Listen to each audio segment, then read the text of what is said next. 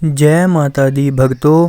आज हम शुरू करते हैं 16 सोमवार की व्रत कथा और उसका महत्व जो कि बहुत ज़्यादा फलदायिनी है, तो उसका आप स्मरण कीजिए।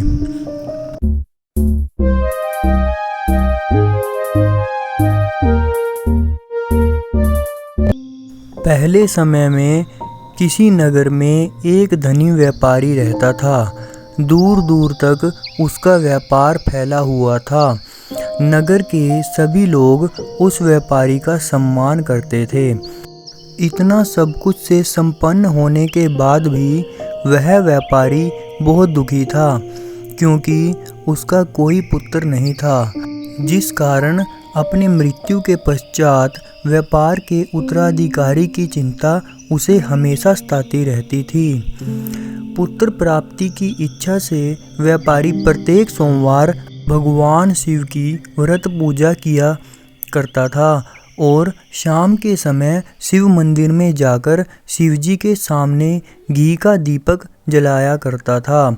उसकी भक्ति देखकर माँ पार्वती प्रसन्न हो गई और भगवान शिव से उस व्यापारी की मनोकामना पूर्ण करने का निवेदन किया। भगवान शिव बोले, इस संसार में सबको उसके कर्म के अनुसार फल की प्राप्ति होती है। जो प्राणी जैसा कर्म करते हैं उसे वैसा ही फल प्राप्त होता है।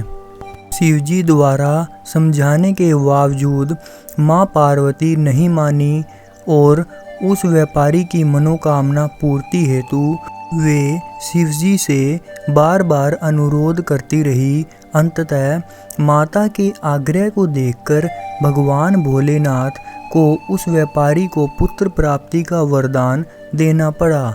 वरदान देने के पश्चात भोलेनाथ माँ पार्वती से बोले, आपके आग्रह पर मैंने पुत्र प्राप्ति का वरदान तो दे दिया, परंतु इसका यह पुत्र 16 वर्ष से अधिक समय तक जीवित नहीं रहेगा।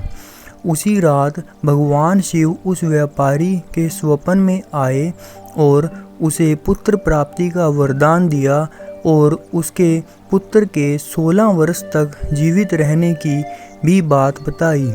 भगवान के वरदान से व्यापारी को खुशी तो हुई, लेकिन पुत्र की अल्पायु की चिंता ने उस खुशी को नष्ट कर दिया।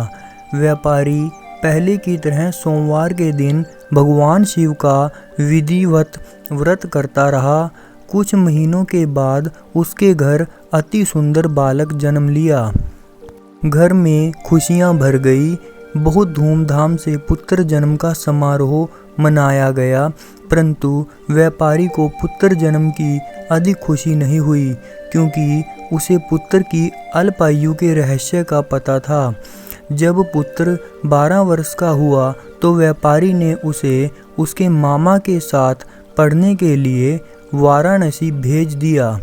लड़का अपने मामा के साथ शिक्षा प्राप्ति हेतु चल दिया। रास्ते में जहाँ भी मामा भांजा विश्राम हेतु रुकते, वहीं यज्ञ करते और ब्राह्मणों को भोजन कराते। लंबी यात्रा के बाद मामा और भांजा एक नगर में पहुँचे। उस दिन नगर के राजा की कन्या का विवाह था, जिस कारण पूरे नगर को सजाया गया था। निश्चित समय पर बारात आ गई, लेकिन वर का पिता अपने बेटे के एक आंख से काणे होने के कारण बहुत चिंतित था। उसे भय था कि इस बात का पता चलने पर कहीं राजा विवाह से इनकार न कर दे, इससे उसकी बदनामी भी होगी। जब वर के पिता ने व्यापारी के पुत्र को देखा तो उसके मस्तिष्क में एक विचार आया। उसने सोचा, क्यों न इस लड़के को दूल्हा बनाकर राजकुमारी से विवाह करा दूं। विवाह के बाद इसको धन देकर विदा कर दूंगा और राजकुमारी को अपने नगर ले जाऊंगा। वर के पिता ने लड़के के मामा से इस संबंध में बात की। मामा ने धन मिलने के लालच में वर के पिता की बात स्वीकार कर ली। लड़के को दूल्हे का वस्त्र पहनाकर राजकुमारी से विवाह कर दिया गया। राजा ने बहुत सारा धन देकर राजकुमारी को विदा किया। शादी के बाद लड़का जब राजकुमारी के साथ लौट रहा था तो वह सच नहीं छिपा सका और उसने राजकुमारी के ओढ़नी पर लिख दिया, राजकुमारी तुम्हारा विवाह मेरे साथ हुआ था, मैं तो वाराणसी पढ़ने के लिए जा रहा हूँ। अब तुम्हें जिस नवयुवक की पत्नी बनना पड़ेगा वह कान्हा है। जब राजकुमारी ने अपनी ओढ़नी पर लिखा हुआ पढ़ा तो उसने काणे लड़के के साथ जाने से इनकार कर दिया। राजा ने सब बातें जानकर राजकुमारी को महल में रख लिया। उधर लड़का अपने मामा के साथ वाराणसी पहुंच गया और गुरुकुल में पढ़ना शुरू कर दिया। जब उसकी आयु 16 वर्ष की हुई तो उसने यज्ञ किया। यज्ञ की समाप्ति पर ब्राह्मणों को भोजन कराया और खूब अन्न वस्त्र दान किए। रात को वह अपने शयन कक्ष में सो गया। शिव के वरदान के अनुसार शयनावस्था में ही उसके प्राण पखेरु उड़ गए। सूर्य उदय पर मामा मृत भांजे को देखकर रोने पीटने लगा। आसपास के लोग भी एकत्र होकर दुख प्रकट करने लगे। लड़के के मामा के रोने विलाप करने के स्वर समीप से गुजरते हुए भगवान शिव और माता पार्वती ने भी सुने। पार्वती ने भगवान से कहा, प्राणनाथ, मुझे इसके रोने के स्वर सहन नहीं हो रहे, आप इस व्यक्ति के कष्ट को अवश्य दूर करें। भगवान ने पार्वती के साथ अदृश्य रूप में समीप जाकर देखा तो भोलेनाथ पार्वती से बोले, यह तो उसी व्यापारी का पुत्र है जिसे मैंने 16 वर्ष की आयु का वरदान दिया था।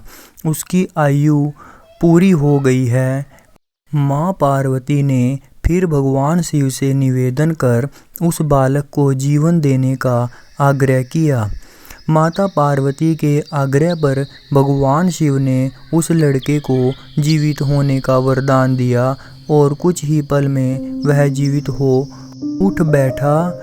शिक्षा समाप्त करके लड़का मामा के साथ अपने नगर की ओर चल दिया। दोनों चलते हुए उसी नगर में पहुँचे जहाँ उसका विवाह हुआ था। उस नगर में भी यज्ञ का आयोजन किया गया।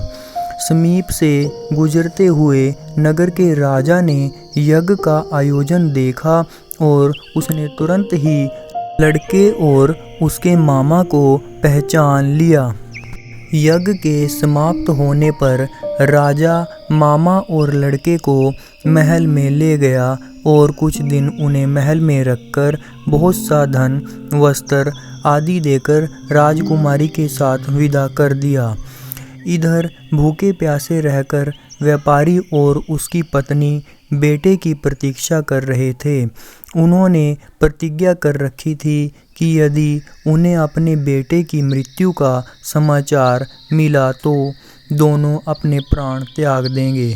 परंतु जैसे ही उसने बेटे के जीवित वापस लौटने का समाचार सुना तो वह बहुत प्रसन्न हुआ। वह अपने पत्नी और मित्रों के साथ नगर के द्वार पर पहुंचा।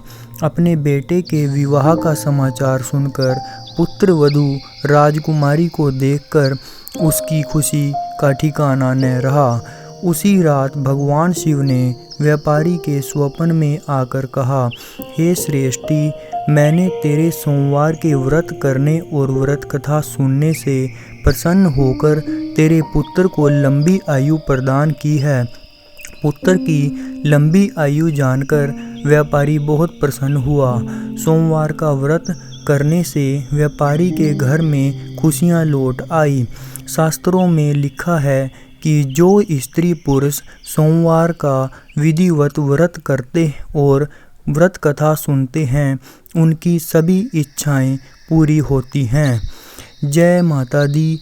ओम नमः शिवाय।